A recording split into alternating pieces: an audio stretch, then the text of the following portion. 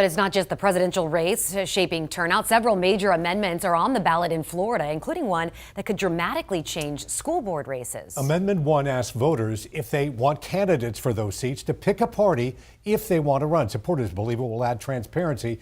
But as 10 Tampa Bay's Chris Hirsch explains now, those opposed believe it will disenfranchise voters.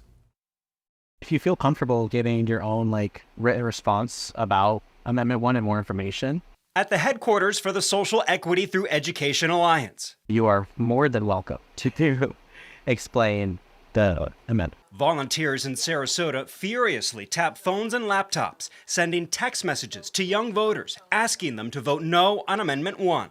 We're targeting 1.1 million youth voters specifically, and today we were able to reach over 200,000 of them in a single day.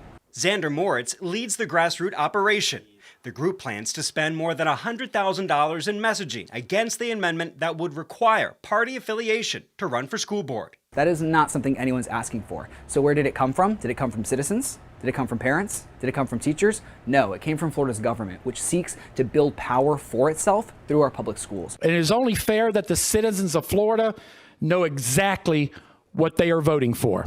Last year, Florida lawmakers passed a bill seeking to undo a decades-old change to the Constitution that made school board races nonpartisan. They argue their goal is for more transparency. And that should include party affiliation. I just don't see why anyone should be able to use the cover of the law to hide who they are from voters. But these volunteers in opposition don't want candidates hiding behind their party.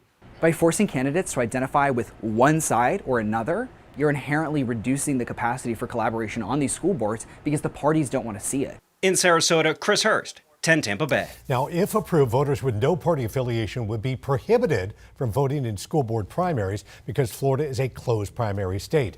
Only 4 states currently require partisan school board races.